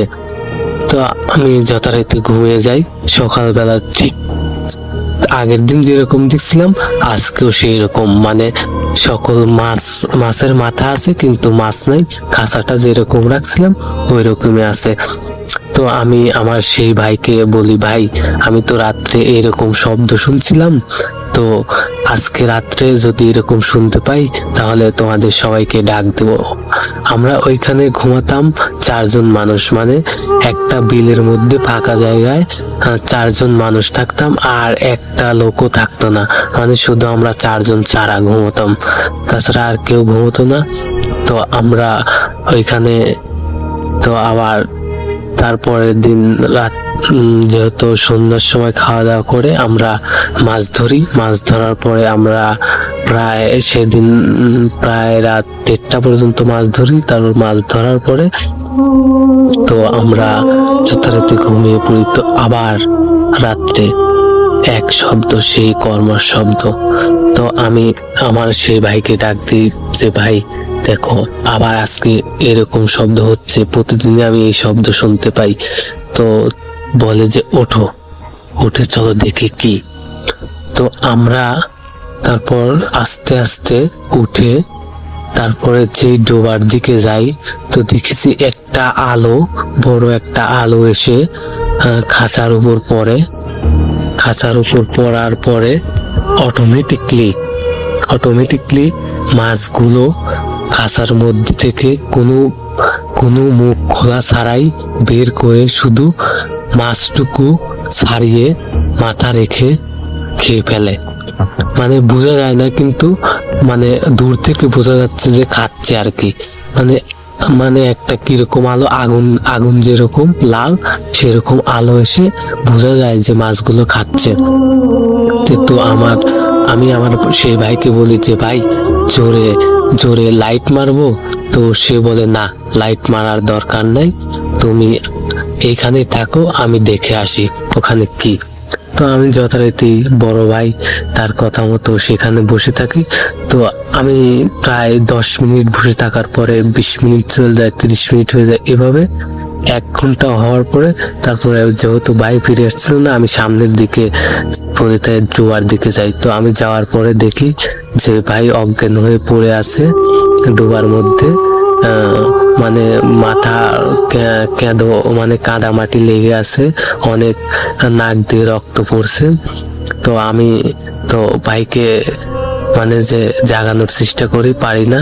আমি অনেক ছোট ছিলাম, তো আর 2 জন ছিল, মানে আমরা যেখানে থাকতাম একটা ছোট ঘর, সেইখান থেকে 2 জনকে ডাক দেওয়ার পরে তো 2 জন এসে ধরার পরে তারপর নিয়ে গিয়ে তারপর যেহেতু ঠান্ডা ছিল তা হাত পা মানে যে ঘষে গরম করার চেষ্টা করি। তারপর সকালে জ্ঞান ফেরার পর আমি ভাইকে জিজ্ঞেস করি যে ভাই তোমার সাথে কি হয়েছিল। তো বলে যে আমি যখন ওইখানে যাই তো দেখতে পাই একটা কালো অবয়ব আমার সামনে মাছ দাঁত দিয়ে চিবিয়ে খাচ্ছে। তো আমি কে জিজ্ঞেস করার পরে সে আমাকে 2 হাত দিয়ে কাঁধার উপর একটা জোরে আছাড় মারে। তো আমি তখনই সেন্সলেস হয়ে পড়ে যাই। তো আমার আর কিছুই মনে নাই। তো ভাই ঘটনাটা এখানে শেষ হতে পারতো, কিন্তু না। তো রাসেল ভাই, তারপরে আমরা আবার মাছ ধরা শুরু করি। এটা না ভেবে তারপরে আবার আমরা মাছ ধরা শুরু করি যে কালকে একলা ছিল, একলা গেছিল, আজকে তারপর আমরা 4 জন যাব। তো তারপরের দিনও ঠিক সেই একই শব্দ শুনতে পাই। তো আমরা 4 জন একসাথে উঠি। ওঠার পরে তো আমরা সেই খাসার দিকে যাই। যাওয়ার পরে তো একটা বড় একটা আলো যখন খাসার ওইখানে আসে, তো আসার পরে মাছগুলো আবার ওইভাবে বের করে যেহেতু খায়, তো আমরা 4 জনই সামনের দিকে এগোচ্ছি। এগোনোর পরে তো তো আমি দেখতে পাই রাসেল ভাই যে অবয়বটা, চোখ দুটো লাল টকটকে এবং মনে হচ্ছে যে আমাদেরকে ছিঁড়ে ছিঁড়ে খাবে। তো আমরা 4 জন যেহেতু ছিলাম, তো তারপরে সে ভ্যানিশ হয়ে যায় আমাদের সামনে। তো তারপরে দিন আমাদের 4 জনেরই অনেক জ্বর ছিল। এই ছিল আমার ঘটনা। আসসালামু আলাইকুম রাসেল ভাই, আমার নাম হচ্ছে সোহেল, আমার বাড়ি ত্রিপুরাতে, কিন্তু বর্তমানে কর্মরত আমি কলকাতাতেই থাকছি। কিন্তু ঘটনাটি যেটাই ঘটেছে সেটা হচ্ছে ব্যাঙ্গালোরে। যখন আমি কলেজে পড়তাম, ওটা আমার ফাইনাল ইয়ার একটি ঘটনা। এই ঘটনাটা আমার সঙ্গে ঘটেনি, ওটা আমার একটা জুনিয়র সঙ্গে ঘটেছিল, বড় প্রত্যক্ষদর্শী আমি। আমি কথা না বাড়িয়ে গল্পে চলে যাচ্ছি। সালটা হচ্ছে 2018 সেপ্টেম্বর মাসের ঘটনা। ডেটটা মনে নেই, বাট ওটা দিনটা শুক্রবার ছিল।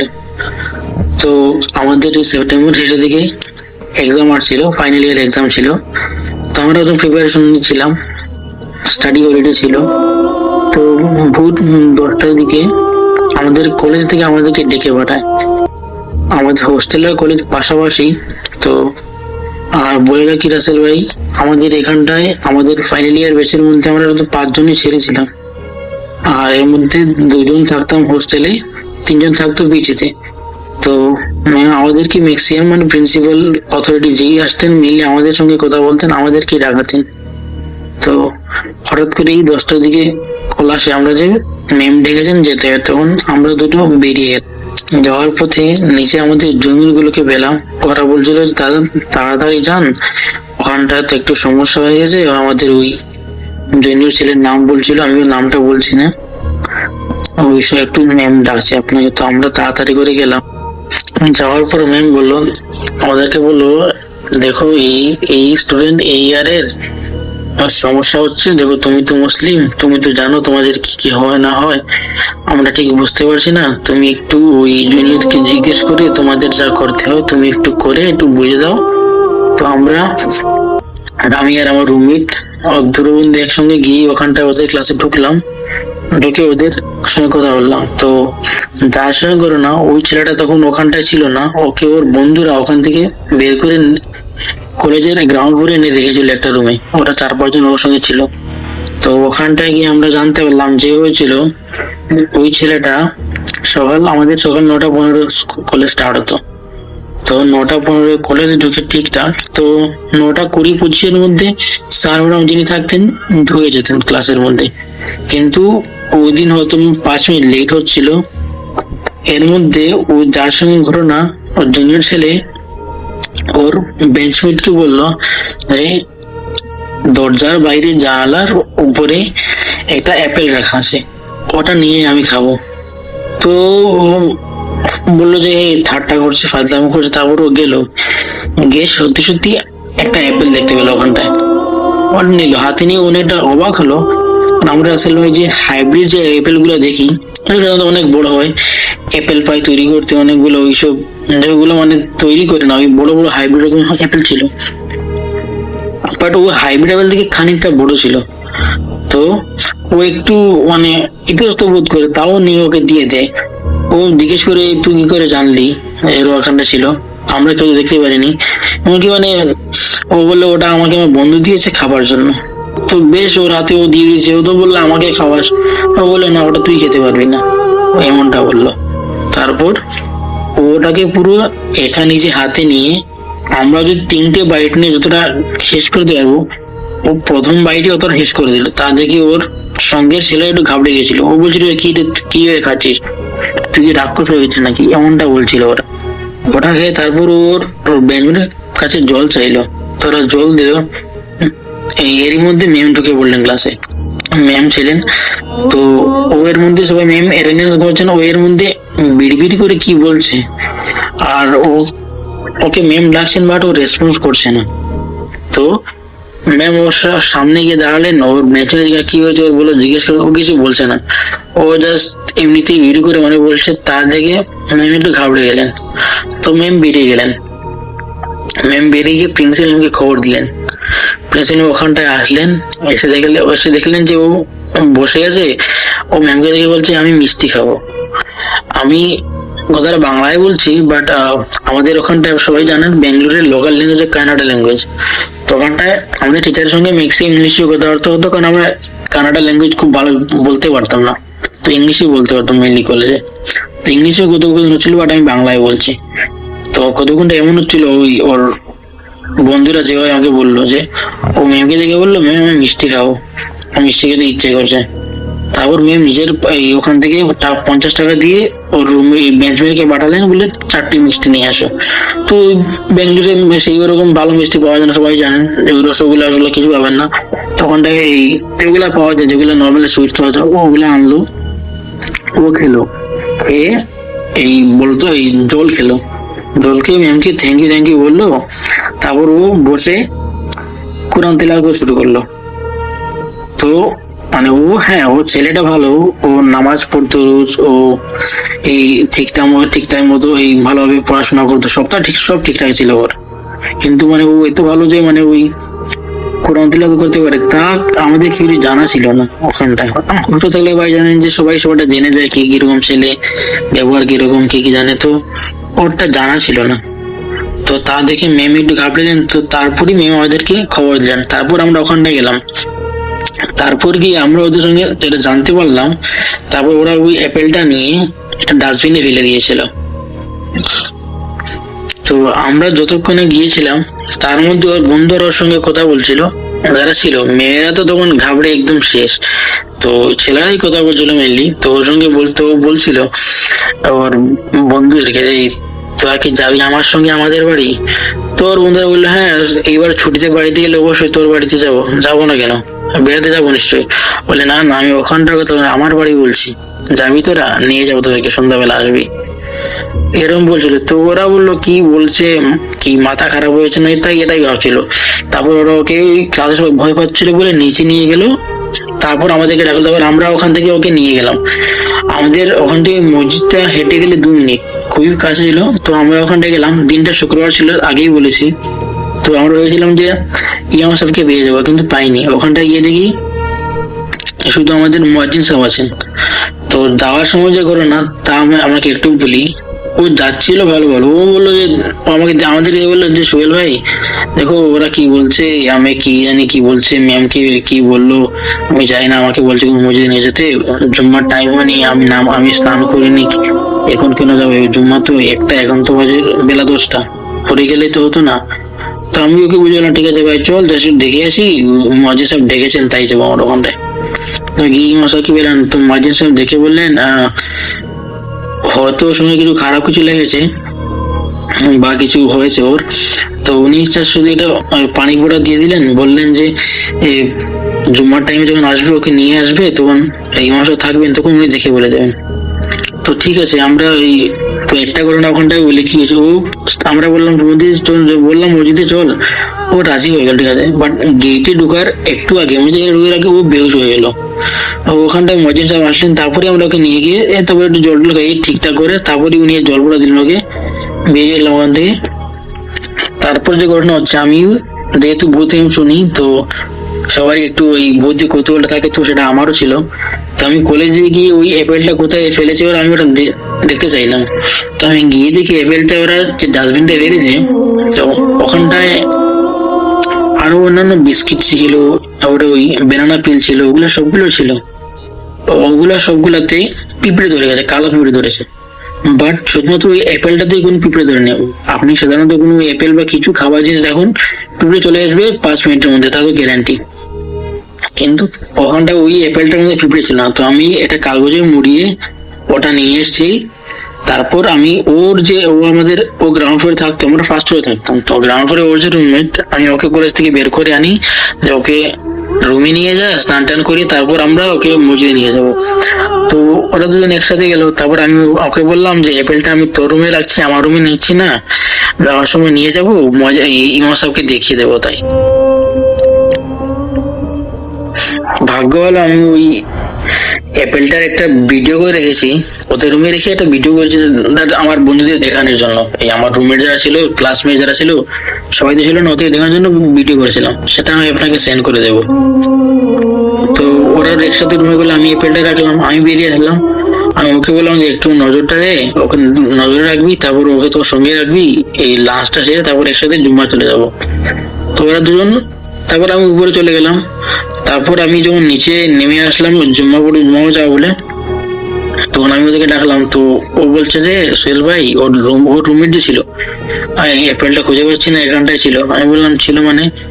তো ও বললো যে দেখো, আমি আর ও তো একসাথে রুম থেকে বেরিয়ে লক করে গেছি, চাবি আমার সঙ্গে ছিল, ও স্নান করে আমার জন্য বাইরে দাঁড়িয়ে ছিল, আমি এসে রুম খুললাম, কিন্তু রুমে অ্যাপেল নেই। তো তার শুনে তো আমি রীতিমতো মানে ঘাবড়ে গেছিলাম যে আমি কোনো কি বিপদ ডেকে আনলাম আমার জন্য, না বাকি সবার জন্য। তা আমি বললাম ভাই ঠিক আছে, তাহলে চলো আপাতত যাই, জুমার নামাজটা আদায় করি, তারপর ইমাম সাহেবের সঙ্গে কথা বলে দেখা যাবে কি হবে। তো ও তখন একদম ঠিকঠাক, কোনো বাজে কথা নেই, কোনো উল্টা কথাবার্তা নেই, কিছু নেই, সব ঠিকঠাক আছে ওর। ওখানটায় গেল, ভালোভাবে নামাজও পড়লো। তো তারপর নামাজ পড়ে আমরা একটু টাইম নিয়ে ইমাম সাহেবের সঙ্গে কথা বললাম যে এই ঘটনা এই হচ্ছিল। তো উনি একটু খানিকক্ষণ দেখলেন, ওকে একটু ফটো দিলেন, একটু জল পড়া দিলেন, আর একটু তেল পড়া দিলেন, বললেন ওই তেলটা ওকে 3 দিন লাগাতে আর জলটা খেতে। তো আর বললেন যে ও হয়তো কোনো একটা জায়গা দিয়ে এসেছিল বা ক্রস করেছিল, যেখানটায় কোনো খারাপ ছায়া ছিল বা কিছু ছিল, তাই হয়তো ওর উপর একটা আশা করেছিল। বাট এই ময়দিন সাহেব যা দিলেন তাতেই অনেকটা হবে সেরে গেছে হয়তো। তা তো ভাই রাসেল ভাই, এই ঘটনাটা ততটা ভৌতিক নয় জানি, বাট যখন আমরা ওকে জিজ্ঞেস করলাম যে মানে কিছু হয়েছিল কি এর আগের দিন বা কোথায় গিয়েছিলি, তো তখন ওর তো ঠিক মনে নেই, ও বলছে ওর ঠিক মনে নেই। ও তো বলছিল যে ওকে নর্মালি কলেজ গিয়েছিল, কলেজ থেকে তারপর জিম গিয়েছিল, অতটুকুই বলে, জিম থেকে চলে আসলো, খেয়ে টেয়ে স্নান করে পড়তে বসেছিল, এতটুকুই। ওর সঙ্গে একটা যে ওর জিম পার্টনার ছিল, ওকে জিজ্ঞেস করলাম, তো ও বলছিল যে ওরা আসার সময় ও এখানটায় দাঁড়িয়ে, মানে ওই যেখানটা জিম দিয়ে যেত, এখানটা কিছু পরিত্য জায়গা ছিল, পরিত্য ওখানটা খারাপ জায়গা নয়, মানে ওখানটায় জমি ছিল, এমনি পড়েছিল, সবাই যাতায়াত করতো, বাট ও ওখানটায় পেচ্ছাপ করেছিল। তো ও বলছিল যে পেচ্ছাপ করেছিল, এতটুকু, আর কিছু নয়। তো আমরা সবাই বললাম যে হ্যাঁ, হয়তো ওখানটা কিছু একটা ছিল, ও পেচ্ছাপ করে হয়তো ওটা রেগে গিয়েছে, তাই ওর উপর আসর করেছে। তো রাসেল ভাই, এই ছিল ঘটনা। আসসালামু আলাইকুম রাসেল ভাই, আশা করি আপনি ভালোই আছেন। আমি সোহাগ মাহমুদ উত্তরা থেকে বলছিলাম। যে ঘটনাটা নিয়ে এসেছি সেটি একটি পুকুর নিয়ে। আমি ওই পুকুরের আশেপাশে ঘুরে জানতে পারি যে ওই পুকুরটি সবাই দিঘি নামে জানতো, মানে সবাই দিঘি নামে জানতো পুকুরটির নাম। তো পুকুরটি নাকি এক রাতের মধ্যেই হয়েছিল, সেটা আমি জানতে পারি যে জিনেরা করেছিল এই পুকুরটি। ওই জায়গায় কিছু মুরব্বী লোক বলেছিল যে জিনেরা এই পুকুরটি তৈরি করেছে। পুকুরটি এই পর্যন্ত কেউ বলতে পারেনি কতটুকু গভীর। পুকুরটিতে একটি মাছ ছিল যেটি আনুমানিক 6 ফুটেরও বেশি ছিল, যেটির কপালে সিঁদুর দেওয়া ছিল। দেখতে খুবই ভয়ানক ছিল, কারণ 6 ফুটের একটি মাছ কত বড় হতে পারে এটা আপনি সবাই জানে। মাছটি দেখে একটি লোক খুবই লোভ করে, যার কারণে ওই মাছটি শিকার করার জন্য সে প্রস্তুতি নেয়। সে সেই মাছটিকে দেখেও ফেলে, সে কুচ দিয়ে সেই মাছটিকে আঘাত করে, যার ফলে মাছটি সেখান থেকে উধাও হয়ে যায়। আর সেই মাছটিকে খুঁজে পায়নি। এদিন রাত থেকে তার খুবই জ্বর আসে, অনেক জ্বর। সে জ্বর আসার 7 দিনের মাথায় সেই লোকটি মারা যায়। এ থেকে ওই জায়গায় আশেপাশে যারা ছিল তারা খুবই সতর্ক হয়ে যায়, ওই মাছটি দেখলে কেউ আর আঘাত করতে যায় না। এরপর একদিন ছোট ছেলে মেয়ে, 6 থেকে 7 বছরের ছেলে মেয়ে ওই পুকুরে নামে গোসল করতে, কেউ দেখতে পায়নি তাই নেমে যায়। তাদের দুজনের পা ধরে কি যেন একটা টান দিয়ে তাদেরকে নিয়ে যায়, তাদের আর খুঁজে পাওয়া যাবে পানি থেকে। খুঁজে পাবে কি করে, মানে পুকুরে কোনো কিনারাই ছিল না নামার মতো। তবুও বাচ্চারা কিভাবে নেমে গেছিল কেউ বলতে পারেনি। 3 দিন পরে ওই 2 বাচ্চার লাশ ভেসে ওঠে। পায়ের মধ্যে লতা পাতা পেঁচিয়ে ছিল, এটাই শুধু দেখেছিল, আর কিছু তারা কিছু পায়নি। এই ঘটনা থেকে একটু পিছিয়ে চলে যাচ্ছি, কারণ আমার ঘটনাটা খেয়াল ছিল না, এখন মনে পড়লো। হলো আগে কারো বাড়িতে বিয়ে হলে, যে বিশেষ করে যারা গরিব ছিল তারা তো আর খরচ করতে পারতো না, কি তারা স্বপ্নে দেখতে পারতো যে ওই পুকুর থেকে হাড়ি পাতিল চাইতে বলা হচ্ছে। ওই জিনেরা ওই যার বাড়ির অনুষ্ঠান তারে মুরব্বীদের দেখাতো যে আমার পুকুরে আসো, পুকুরে এসে তোমরা যা চাইবা তাই পাবা। তেমন করে মানুষ চেয়েছিল, নাকি যেটা জানতে পারে চেয়েছিল সবাই পেয়েছিল, যেমন হাড়ি পাতিল এগুলো, অন্য সব কিছু জিনিসপত্র না যেগুলো বিয়েতে রান্না করার কাজে ব্যবহার করে ওইসব জিনিসপত্র। মধ্যে আর একটা শর্ত ছিল যে কাজ শেষ হয়ে যাওয়ার পরে ওই পুকুরে ভাসিয়ে দিতে হবে, যাতে পরবর্তী অন্য কোনো লোক আবার চাইলে পেতে পারে। ওই জিনিসগুলো নাকি অনেক দেখতে খুবই সুন্দর ছিল, পিতলের। মহিলা ওই পিতলের একটা বাটি থেকে খুব লোভ করে এবং পিতলের একটা বাটি রেখে দেয়। বাটিতেই রেখে দেওয়ার পরে বাকি যে সব জিনিস হাড়ি বাতিল ছিল ওগুলো ওই পুকুরে আর ডুবতে ছিল না, যার কারণে সবাই হায় উতাস করতে থাকে যে কি হলো, যে এগুলো কেন ডুবে যাচ্ছে না, হয়তো কোনো সমস্যা হয়েছে। প্রত্যেকদিন নাকি জানা যায় যে ওই পুকুরের আশেপাশে যেগুলো বাড়ি ছিল সবাই নাকি স্বপ্নে দেখেছিল যে একটি জিনিস যেটি পায়নি, যে কারণে বাকি জিনিসগুলো ডুবে যাচ্ছে না। কোন সবাই খোঁজাখুঁজি শুরু করলো যে কি জিনিস বাকি রয়ে গেলো যার কারণে এগুলো ডুবছে না। এই মহিলা ওই ছোট একটা বাটি রেখে দিয়েছিল, ওই মহিলাকে স্বপ্নে বারে দেখানো হচ্ছিল যে আমার জিনিস আমাকে ফেরত দিয়ে দাও, নাহলে তোমার পরিবারের ক্ষতি হবে। হইল নাসির বান্দা উনি আর ওগুলো ফেরত দেনে। এরপর থেকে ওই মহিলার বাড়িতে একটা পর একটা অঘটন করতে থাকে। প্রথমত তার মেয়ে অসুস্থ হয়ে মারা যায়, তারপর তার স্বামী এক এক করে সবাই মারা যেতে থাকে, তারপর লাস্টে ওই মহিলাটাও মারা যায়, যেটা জানতে পারি ওই সামান্য একটা বাটির জন্য। তারপর ওই বাটিটা পুকুরে ফেরত দেওয়া হয়। এরপর থেকে যে ওই জিনিসপত্রগুলো ডুবে যায়, এরপর আর কেউ চাইলে পায়নি, এরপরে কোনোদিন আর বেসেও ওঠেনি। হোক 2016 সালে ঘটনা আমি চলে আসছি, যেটি আমার নানার সাথে ঘটেছিল। ওই পুকুরকে নিয়ে আমার নানা ওই পুকুরটি পানি সেচে দেখতে চেয়েছিল যে ওখানে কি আছে বা কি সমস্যা। তার জন্য সে 16টি পাম্প লাগিয়েছিল পুকুরটি সেচার জন্য, কিন্তু সে পারেনি। শেষ পর্যায়ে যখন আটু সমান পানি ছিল, মাঝখানে একটি কুয়া দেখা গেছিল, যেটা অনেকে নলকূপ বলে, যেটা কূপ বলে। এক এক দেশে এক এক রকমের ভাষা, যেটা আমরা যেটা বলি কুয়ো বলি। পুকুরে মাঝখানে একটা কুয়ো দেখা যায়। ওই সব পানি সেচে ফেলেছিল, কিন্তু কুয়োর পানিটা সেচতে পারেনি। যেটা জানতে পাওয়া যায় যে 16 মিনিটে ওই পুকুরটি আবার নতুন করে পুনরায় ভরে যায়, ভরে যায়, এবং ওই 16টি পাম্পই সাথে সাথে নষ্ট হয়ে যায়। তারপর আর কেউ সাহস করেনি ওই পুকুরটি সেচের জন্য। এই ছিল আমার ঘটনা রাসেল ভাই, আশা করি ঘটনাটা ভালো লাগবে। আসসালামাইকুম, আমি ইসরাত জাহান সাফিয়া, আমি ময়মনসিংহ থেকে বলছি। আজ আমার এবং আমার বোনের জীবনে ঘটে যাওয়া এক ভৌতিক অভিজ্ঞতা শেয়ার করছি। কথা না বাড়িয়ে সরাসরি ঘটনায় চলে যাই। ঘটনাটি ঘটে বছর 2 আগে।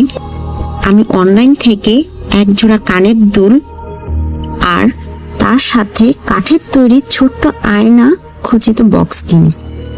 বক্সটি এত সুন্দর যে আমি আমার যত কানের দুল ছিল আর নতুন যে কানের দুলটি কিনেছি সব ওই বক্সে রেখে দিতাম। আমার ছোট বোন বায়না করলো ওই নতুন কানের দুল জোড়া সে আগে পরবে। আমি মানা করিনি। ও 2-1 দিন পরার পর আমাকে বলে, আপু আমি আর কানের দুলগুলো পরবো না, আমি ব্যথা পাচ্ছি, আমার যন্ত্রণা হচ্ছে, মনে হচ্ছে আমার কানটা ছিঁড়ে যাচ্ছে। আমি ওর কথায় পাত্তা দিলাম না, বললাম যা রেখে দে, ওই বক্সে ঢুকিয়ে রাখ। একদিন আমিও হঠাৎ শখ করে ওই কানের দুল দুটি পরলাম। 2-1 দিন পরার পর হঠাৎ আমিও খেয়াল করলাম যে আমি ব্যথা পাচ্ছি, মনে হচ্ছে কানটা আমার ভারী হয়ে যাচ্ছে আর কানের লতিটা যেন লাল আর গরম হয়ে যাচ্ছে। তাই ভাবলাম যে আচ্ছা কানের দুলটা খুলে আবার বক্সে রাখি, তারপর আবার কিছুদিন পরে পরবো। কানের দুলটা খুলে রাখবো বলে সেই কাঠের বক্সটা খুলি। দুলগুলো খোলার আগে হঠাৎ চোখে পড়ল সেই বক্সের আয়নার দিকে। দেখলাম কানটা লাল হয়ে আছে আর দুলগুলো যেন আকারে বড় হয়ে গিয়েছে আর যেন ভারী হয়ে গিয়েছে। আমি অবাক হয়ে গেলাম। আমি তো অনলাইন থেকে খুব পাতলা সিম্পল একটা কানের দুল কিনেছি, তাহলে সেটা এত বড় ভারী কিভাবে হবে? আমি সাথে সাথে আমার ড্রেসিং টেবিলের আয়নাতে চেক করলাম, দেখলাম সব নর্মাল, পাতলা হালকা সেই কানের দুলটা। এবার আমি সন্দেহ দূর করার জন্য আমি আমার ছোট বোনকে ডাকি, বলি, তোর কানের ব্যথাটা কি কমেছে? ওটা আমার দিকে তাকিয়ে বলে, না আপু, এখনো কমেনি, আমি প্যারাসিটামল খাচ্ছি। ওকে বললাম, এবার এক কাজ কর, তুই আরেকবার এই কানের দুলটি পর। ও বলল, আচ্ছা ঠিক আছে, পড়ছি, কিন্তু তবে খুলে ফেলবো কিন্তু এখনই। আমি ঠিক আছে, তুই আগে পর, পড়ার পর এই বক্সের আয়নার দিকে তাকা, তাকিয়ে দেখ। ও কিছুক্ষণ পর আমার দিকে বড় বড় করে তাকিয়ে বলে, আপু, কানের দুল জোড়া এত বড় আর ভারী দেখাচ্ছে কেন? আমি ওর কথায় কানের দিকে তাকালাম আর একবার সেই আয়নাটির দিকে তাকালাম, দেখলাম সব ঠিক আছে। আমি খালি চোখে, আমার কাছে সেটা বড় মনে হচ্ছে না। ওকে বললাম, এবার ড্রেসিং টেবিলের আয়নার দিকে তাকাতো, দেখতো কিছু দেখতে পাস কিনা।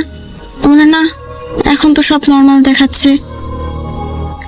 এবার আমি বললাম, এখন আমি পড়বো আর বক্সটির দিকে আমি তাকাবো, সে আয়নাতে তুই খেয়াল করবি যে তুই খালি চোখে দেখতে পাস কিনা যে কানের দুলটি ভারী আর বড় দেখাচ্ছে কিনা। আমি বললাম, তুই দেখতে পাস এখন কানের দুলটি যে ভারী আর বড় হচ্ছে? ও বলে, না তো, আমি দেখতে পাচ্ছি না, সব নর্মাল। তার মানে আমরা দুজনই বুঝলাম যে ওই কানের দুল জোড়াটি পরে যে বক্সের আয়নার দিকে তাকাবে সে ওই দুলটি বড় আর ভারী দেখতে পাচ্ছে, আর অন্য কেউ সেটা দেখতে পাচ্ছে না, খালি চোখে সব নর্মাল, সেটা ড্রেসিং টেবিলেই হোক আর সেটা কানের দুল না পরেই হোক। এবার ও বলল, আপু, কিছু সমস্যা আছে। আমি বললাম, আমি একবার ভেবেছিলাম বোধহয় আয়নার প্রবলেম, যে কিছু আয়না আছে না যে যে কাছের জিনিসকে অনেক বড় দেখায়, আবার অনেক দূরের জিনিসকে অনেক কাছে দেখায়, বা এরকম আমি ভেবেছিলাম যে এই টাইপের আয়না হতে পারে। ও বলল, শোনো আপু, একটা কাজ করি, আমাদের যে তালিমের হুজুর আন্টি আছে ওনার সাথে কথা বলি। ঠিক আছে, বলি। তো ওই আন্টিটার কাছে আমি গেলাম, আমরা সব খুলে বললাম যে এরকম সমস্যা, কি করা যায়। উনি বলল যে তোমরা এক কাজ করো, ওই কানের দুল আর ওই বক্সটি আমার কাছে নিয়ে আসো। নিয়ে উনি কিছুক্ষণ দেখলেন, দেখার পরে বললেন, তোমরা আমার সাথে আগামীকাল দেখা করো। আমরা ওনার কথা মতো পরের দিন দেখা করতে গেলাম। উনি বললেন যে এই কানের দুল আর বক্সটি একটি জিনের, তোমাদের কুফরি করার জন্য ওই জিনটিকে কেউ লেলিয়ে দিয়েছে। আমি অবাক হলাম, আমি অনলাইন থেকে কিনলাম, তাহলে এই জিনিসটা কে পেলো বা কে আমাকে কুফরি করলো আমি বুঝলাম না। উনি বললেন, হয়তো অনলাইন থেকে তুমি যে অর্ডার করেছো তোমার কাছের কেউ তোমাদের দুই বোনকে ক্ষতি করার জন্য হয়তো কুফরি করেছে, তারপর সে তোমাকে এনে দিয়েছে। আমি বললাম, আমি তো এটির ডেলিভারি তো আমার ডেলিভারি বয় এসে আমাকে দিয়ে গিয়েছে। ওই হুজুর আন্টিটি বললেন, তুমি তাকে দেখেছো? আমি বললাম, না, ঠিক খেয়াল করিনি, অতটা ভাবিনি। আচ্ছা, যে এটি তোমাকে দিয়েছে বা যেভাবে হোক, যে মাধ্যমেই হোক তোমার কাছে পৌঁছেছে, উনি তোমার ক্ষতি চেয়েছেন। তোমরা দুই বোনের মধ্যে যদি এই কানের দুল কেউ টানা 4 থেকে 5 দিন পড়তে, তাহলে তোমাদের ক্ষতি হতো।